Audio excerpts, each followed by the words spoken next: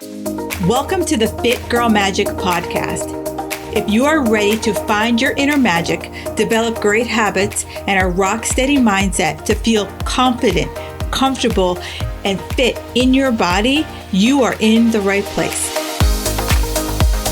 I am Kim Barnes Jefferson, and I'll be giving you weekly doses of health, fitness, and life tips sprinkled with humor and real talk. If you're ready to be consistent without the stress of perfection, magic makers, it's time to slip into your favorite pair of PJs, grab some coffee, kick back, and listen to today's show.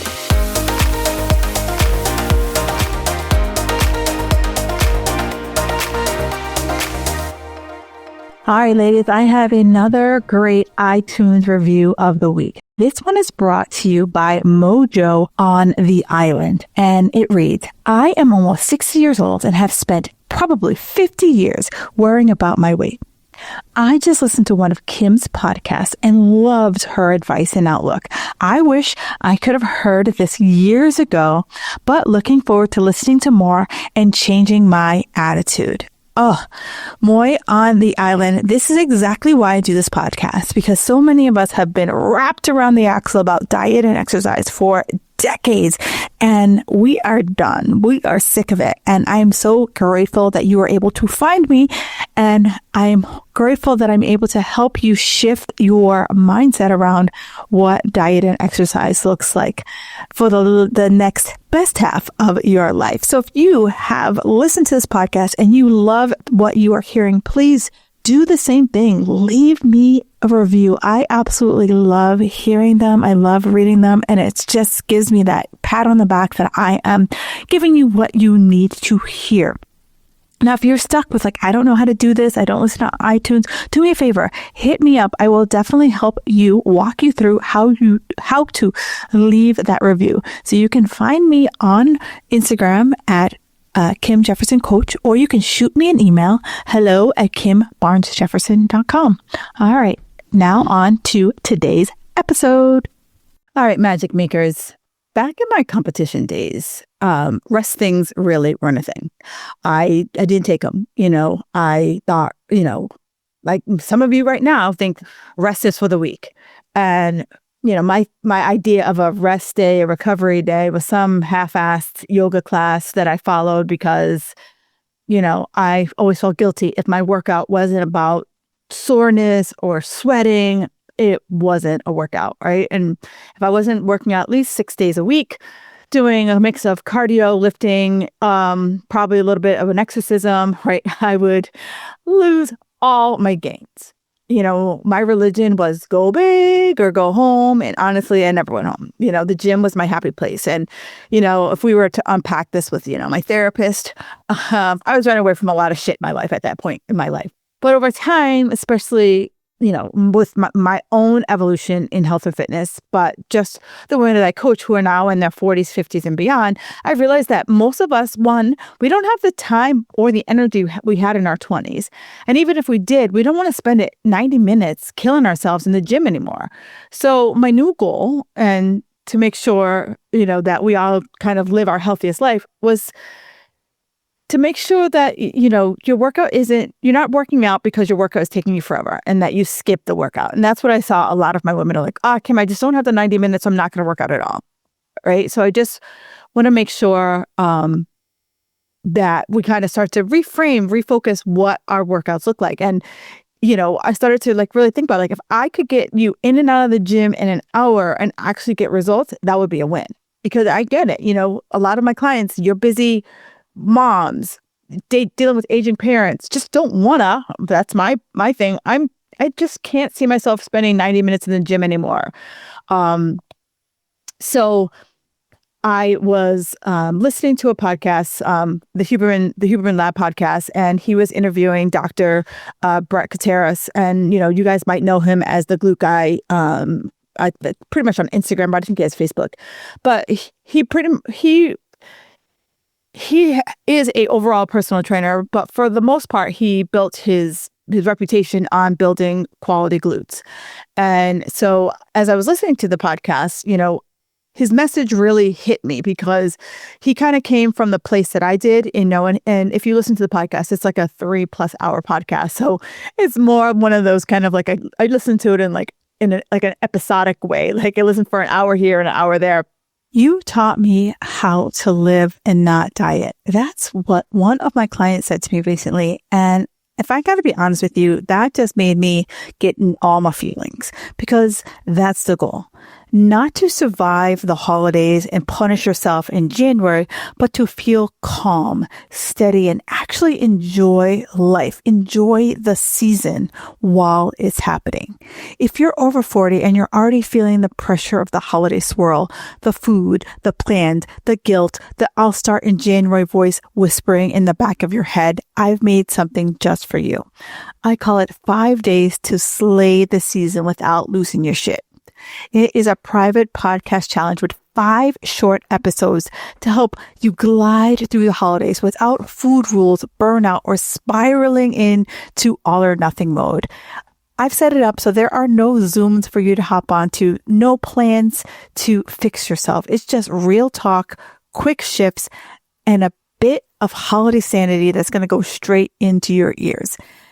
It starts on October, that's 27th, and I'll be hosting a live Q&A in November if you want to go deeper with me. If this sounds like something your nervous system needs this season, this what you need to keep that sanity, tap the link in the show notes or feel free to DM me on any of the social channels and I'll make sure you get the details. You don't need a reset. You just need relief. Let's slay this season together. Are you with me? But his message really started, his message has shifted from the way he used to work out to the way he works out now to things that he does with clients. And I saw my own evolution in the things that he talked about. And it's pretty much what I preach inside my Fit Girl Magic Society, right? So, in the podcast, he broke down, how do you train smarter, not harder? And I don't mean this if that brings you joy and you have the time to spend that much time in the gym, great, absolutely. But if you're feeling like this is how you have to do it, I just want you to kind of listen with an open mind, right? Listen, one of my favorite words is curiosity, right? Listen with curiosity. So that, and then also if this kind of seems interesting, have the courage to actually lean in and give it a try. We're talking about like how science and we talk about how actual science and how much lifting you really need. And when you just need to sit on your butt and recover. So this podcast, I'm going to blend, things that I've been doing, things I've absorbed from this podcast and just kind of like, how do we create this like well-rounded, fitness routine? And the first thing I want to really break down is that myth of more, right? I was like raising my hand super high. I was so guilty of it, right? Like, more is better, harder is better. And Brett talks about this thing called maximum recoverable volume. And I really like that term because it's basically how much can your body handle before your body's like, uncle, and gives you the middle finger. And I think about, there are, and I was, again, guilty of this too. I still see clients who are chasing that. If I am not sore after every workout, it sucks. If I am not leaving the gym with like my knuckles dragging on the ground because I beat the shit out of myself, did I even work out?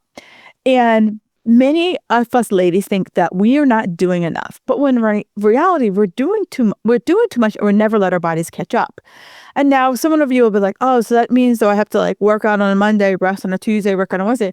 No, not necessarily. It's really you looking at how close to failure are you coming with every single workout. I have had clients who be like, I must lift, if we're doing 3 rounds of 10 reps, people saying, I must lift every 3 of those, that 10th round, the 10th rep must feel like super failure. And then we have others where, we're like, okay, but what's your maximum recoverable volume? Is it like feeling like when you get to like 8, you still can do those 2 reps with like good form? Or is it like truly maxing out at that 10? And what I know is that you don't grow in the gym. You grow from what you can recover from what you did in the gym. So if you're lifting 5 to 6 days a week, plus cardio on top, plus if you're someone like me who is teaching on top of that, and wondering why your body feels like trash, wondering why you're always craving, I think I found your answer, right? So Brett talks about even missing a few workouts or taking a deload week isn't failure. It's a strategy. And, I have several friends who are strength and conditioning coaches, and they work with either professional teams or they work with elite athletes. And so they will have, typically you'll have like a 12-week program schedule, right? And so they will do where they kind of start to build up kind of in a bell curve. They'll start to build up the reps, they'll build up the weight, they'll build up the sets, and then they start to come down the reps, sets, and then even to a point where in a deload week, either they're just kind of doing body weight, mobility, conditioning, or doing like less weights, and then they start back up again into another 12-week cycle. And for you, even if it's like taking a few days off, even if it's taking, going on vacation and feeling like, I don't have, maybe you're somewhere where you don't have access to it, or maybe you're just hiking and that's okay, or you're just, getting your steps up, we're letting your body like recover from all the pressure that we put underneath it. And that way we can come back stronger versus always feeling like we always have to go harder, right? So we're letting our body get stronger by backing off. Wild concept. I know. Because like most of the women listening here, you're like me, like we're doers, right? I want to like feel like I am like, conquering, feeling like I am crushing all the things that I can crush. And then Brett reminded me how easy it is for us to make like, things really complicated, right?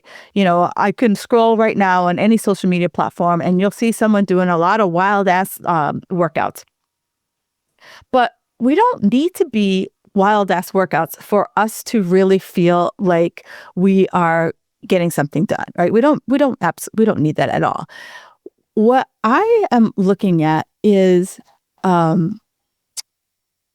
the basics, right? And you guys have heard me talk about like there's a boring basics when it comes to your habits, and then there's the boring basics that comes to your habits, and then the boring basics that come to workouts. And you don't need these those fancy workouts. You don't need a ton of equipment. I work out at home. I literally have a squat rack and a few dumbbells and a couple kettlebells, and that's it. Right? That's all I have.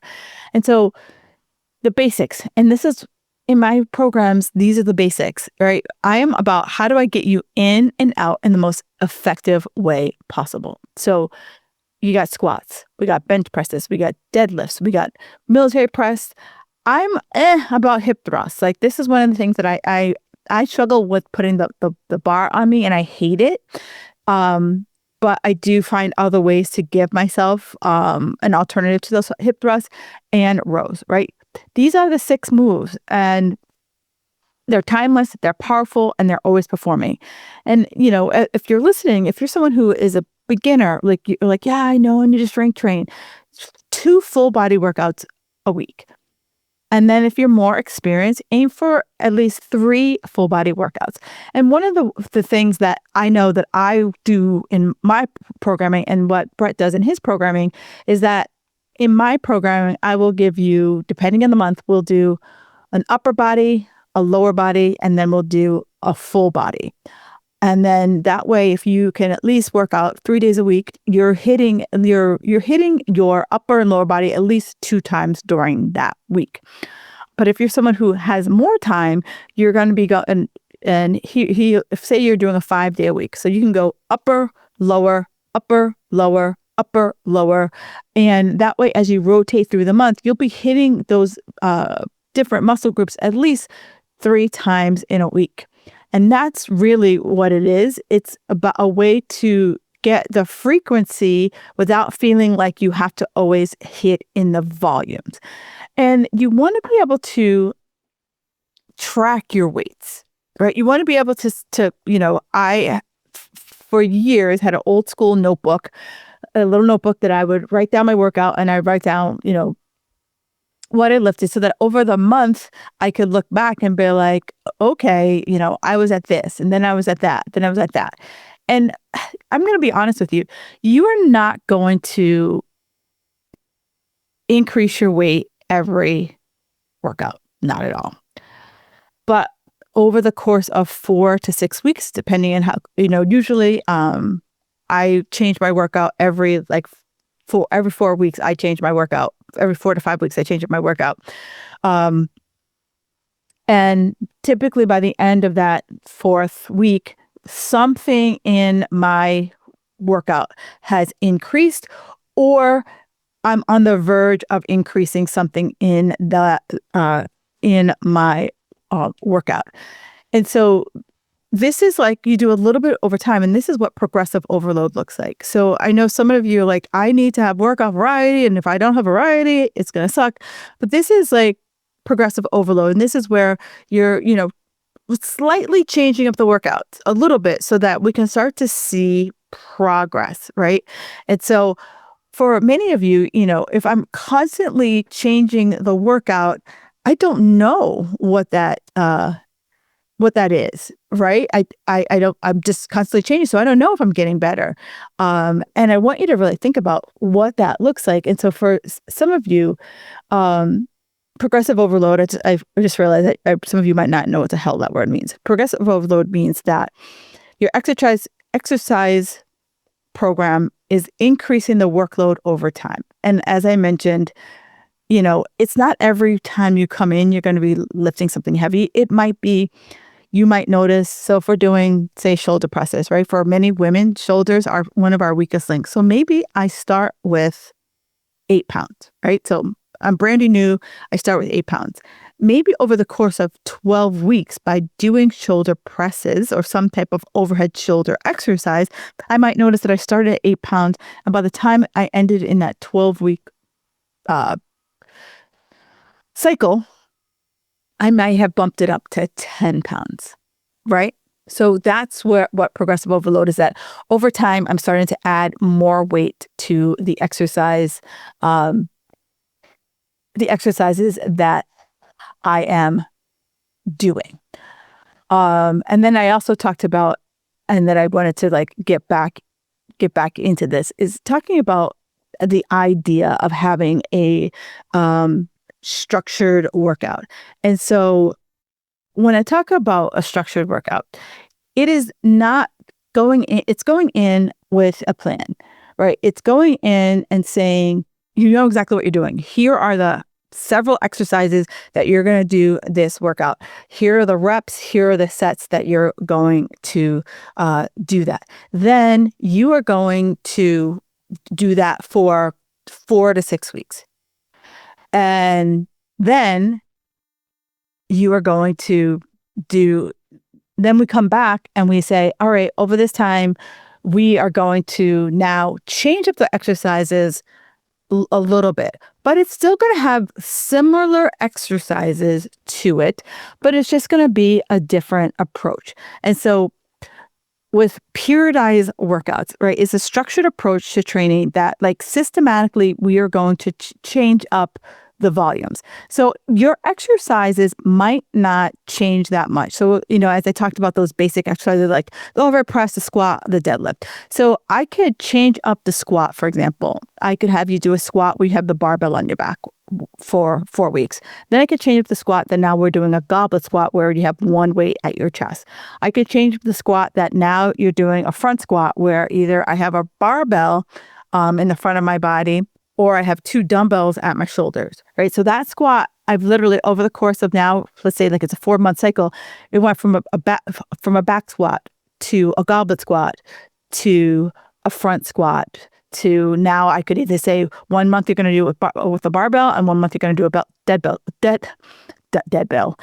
dumbbell. So now that's a 4 months. I've taken one exercise and I've changed it just slightly, but it's still the same move, right? So the benefits of having this like kind of periodized approach is that it maximizes your training adaptations, right? So it improves us from it reduces us from overtraining and injury, but it also promotes long-term training consistency. So like I'm not radically changing the workout, but I'm making some small change to it, right? And so every kind of 4 to 6 weeks, we're mixing things up. And so it could be that I know that when I'm programming my workouts, we're focusing on like we might have like a 4 to 8 week program where we're focusing on hypertrophy, where we're focusing on like how do we try to build as much muscle as we possibly can. Then we're just focusing on pure strength for 8 weeks. And then other times we're throwing in some power moves. So it's like, how do I quickly get out of my own way? So it's like with periodization, it's a way for you to kind of have like a method to the madness, right? That we are doing our best to like, one, keep you engaged. I know that for some people, like I live to go to lift, but some people I know don't. So as a trainer, I know I'm trying to balance out how do I keep this interesting for you? How do I keep it challenging for you? And how do I not make it boring? But at the same time, how do I keep in with the principles of getting you a great workout? So back to where we're talking about. So for those of you guys, like how many times a week do I have to work out? Bare minimum, 2 full body workouts a week, right? If that's all you have, 2 full body workouts a week. If you have more time, let's give you, like I'm a good, better, best girl. You know that. So good, 2 workouts a week. Better, 3 days a week. Best, 4 to 5 days a week.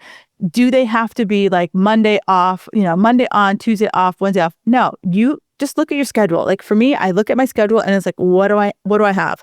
And, if I were to look at my schedule this week, Sunday I'm working. So that's an off day. Monday, I'm going to lift. I'm going to take off on Tuesday. I'm going to lift on Wednesday. I'm working on Thursday. So I'm going to lift on Friday and then I'll lift again on Saturday, right? So that's what my typical week looks like. But there have been times that it's only a 3-day a week because I have other stuff going on and I give myself grace. But like for me, 3 is my absolute bottom line hard dick. And this is what, Brett talks about it and I've talked about it forever. It's like, be honest about your life. And especially, I don't try not to date these, but I'm going to do it anyway. Especially now as we approach the holidays, right? I see so many people, I'm going to use me.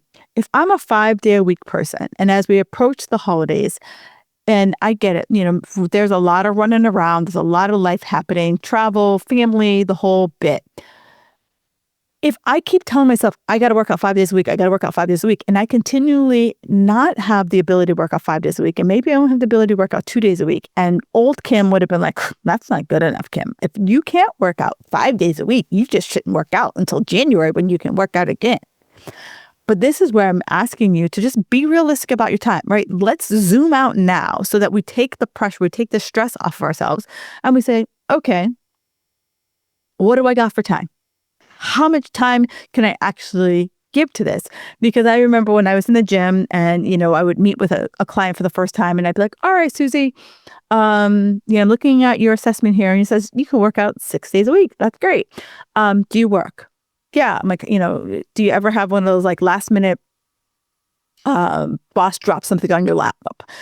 Do you ever have to like go home early for a doctor's appointment or a kid's obligation or anything like that? Like, yeah. And then I'm like, okay, so then let's just break that down to like realistically, how many days a week? And usually most people can give me 2 to 5 days a week and still stay interested, right? Because I remember back in my competing days, my last show was typically the Saturday before Thanksgiving.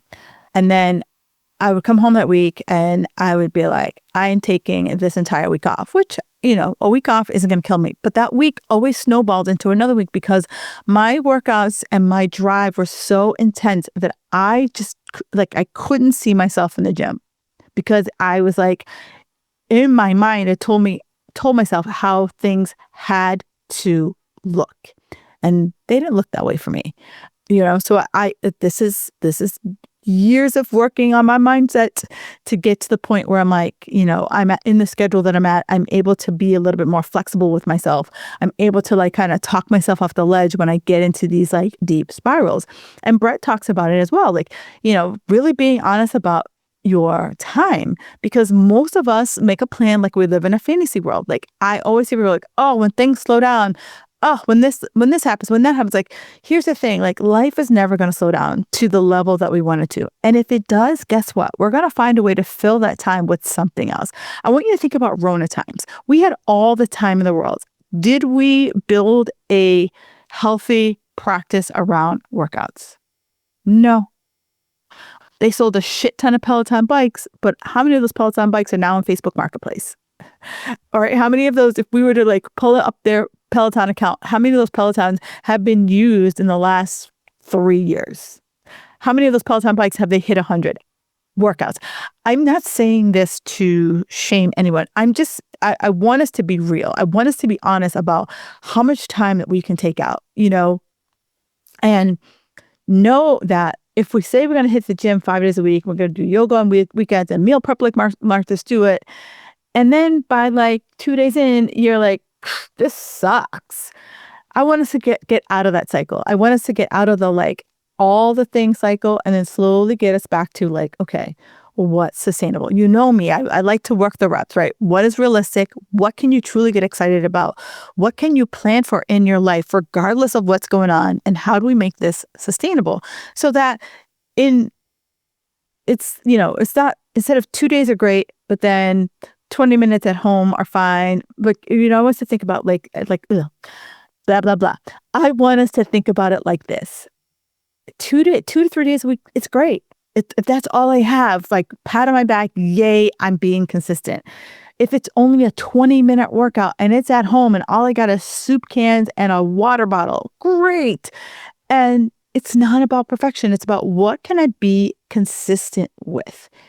And that is what I'm always sharing with the girls in my Fit Girl Magic Society, is that like consistency beats intensity all the damn time, twice on Sunday, and so forth. So many of us want to, figure out what's the thing to do. So we talked about, I just want to like recap. So we talked about how many workouts? 2 days, full body, multi-joint exercise.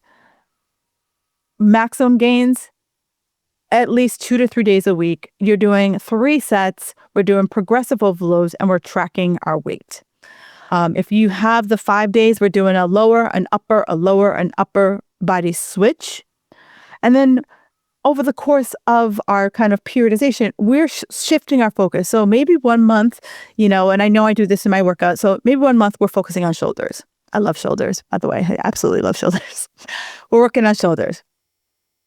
And then maybe 1 month, the focus is like we're working on back. Maybe 1 month, the focus is we're working on quads, so that there's always some kind of one that we're going to putting a little extra stank on, if you will, right? Because I want us to think about lifting is this lifelong journey. Like so many of us think we're going to arrive somewhere, especially when it comes to fitness, but we're never going to arrive. It's like, it's a journey, right? So as soon as we hit one peak, we're going to look up and see another peak, look up and see another peak.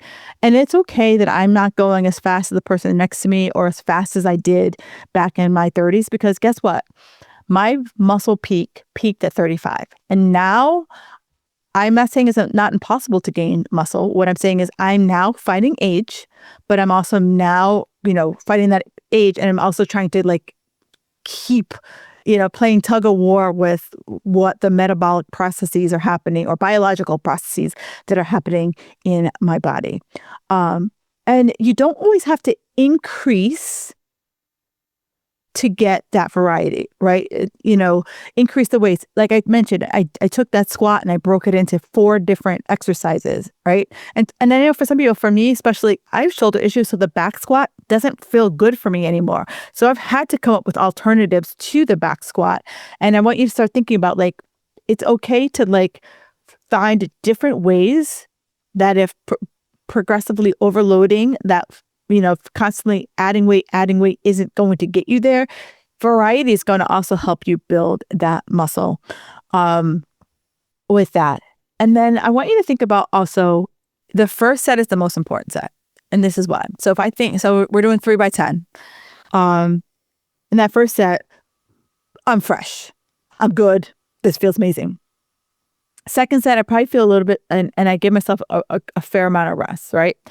Second set, I still feel pretty good. But the third set, depending on the weight I'm lifting, I might feel like, ugh. And that might not have the oomph that I had the first time through. So I want you, when you approach it, I want you to really focus on that first set and be like, let this be a great set. And if I can carry it through the third set, great. But I want us to really lean into that first set. And, I do want to leave you that, regardless of what your age is, yes, you still can build muscle. It's just not going to be as fast as it was when we were younger. And if you're someone who is like an experienced exerciser like myself, I've been lifting for over 20 years. The gains aren't going to come as fast as we want, especially when we're looking for, I want you to think about like, a watch pot never boils. That's exactly what this is, right? You're being a watch pot. I want you to look every 12 weeks, 16 weeks, through measurements, not so much about that scale, because that's really always going to set you up for disappointment. And, if this is resonating with you and you're like, Kim, I don't even know where to start. That's literally what we do inside the Fit Girl Magic Society. You'll get monthly workouts that fit your real life. They're done under 60 minutes, can easily be done at home. You can walk into a gym or into your basement with a plan, workout, and start feeling like a badass. It'll give you the structure without the burnout. So you can lift, laugh, and still have a life. And, as I mentioned before, here's the mindset shift that Brett brings to his clients. And I want to bring it to me, is that I'm no longer chasing perfection now. I'm no longer chasing perfect weeks. I'm now chasing good enough, right? I am chasing that B-, right? I want to be strong enough to live my damn life. I want to be strong enough that I am not waiting for a wheelchair when I get off a plane. I want to be strong enough that I can still travel well into my 80s. Dr. Peter Attia, he talks about longevity. And one of the things he says is that for many people, if you're not currently focusing on it, when you hit 75, you're going to hit a cliff. And that cliff is going to be really impossible to come back from. And that sticks with me. And I'm like, I got a few years till I hit 75. But that scares the shit out of me. And I know that I want to be able to do whatever I want to do with my body. And that's really why I'm keeping this lifelong relationship with my lifting, with my mobility, because it's no longer about earning the food. It's no longer about slashing the carbs, chasing that 6-week transformation, chasing that 6-pack abs. It's about the long game and how I feel and how I move and how I'm going to show up for my life. Because I know that if I am not able to lift the way I want to lift, or just walk around the way I want to walk around without some type of apparatus, I'm going to be really pissed. And so that keeps me motivated more than can I wear a bikini anymore. And, that's the difference between me back then and me now. And back then, right, I thought if I didn't train like a maniac, I would lose everything. And now I know that I built some really solid strength for the long run versus not just, I was doing bikini competitions, not just to look fabulous on stage. I mean, who didn't want to look fabulous on stage back then? But I know that it's far more easier to maintain what I've built than to build it, especially at this age. And I want you to just kind of start noodle on that. Where are you? Are you consistent with the lifts? Are you still trying to be, 35-year-old Susie, or are you trying to be 55-year-old Susie, right? And before I tap out here, I'm going to leave you with a few gems, right? You don't have to do more. You just have to do enough consistently. Can you hit those 2 days? I want you to look at your calendar right now and ask, what have you done this week? And if you aren't at 2 days, where can you put those 2 days in? And if you miss a few days, it's not failure. Your muscles aren't going to like evaporate like you're, a Macy's Day balloon, right? It's called recovery, and we all need recovery. And if you are not sleeping right now, if you're stressed like a mofo, really start to unpack that, right? How do we get a good night's sleep? And how do we start to build in some stress management techniques? And I want you to know that like rest days don't make you lazy. They are what is going to give you the fuel to do what you want to do at the gym. And if you only have time for one thing, make it lifting, right? I know my cardio bunnies out there like, I love to run. I love to do this. Seriously, if you only have time for one thing, make it about lifting, right? It is the most bang for your buck, physically, hormonally, and mentally. So, my loves, your homework, ask yourself, am I doing too much or am I not recovering enough? And can I make my workouts shorter but more effective? And if you're ready to find your rhythm, the Fit Girl Magic Society is where we can find this together. You'll get the structure, the accountability, the community of women who are done burning out for results that never stick. And because your body isn't built for burnout, it is built for showing up, being the smart-ass woman that you are, strong and sustainable. All right, Magic Makers, go lift something heavy, and I give you permission to rest just as hard. And I will talk to you next week. Enjoy the rest of your day. Thank you for listening to the Fit Girl Magic podcast. If you've made it this far, yay! I'm thinking you enjoyed the show. Let's continue the conversation on Instagram.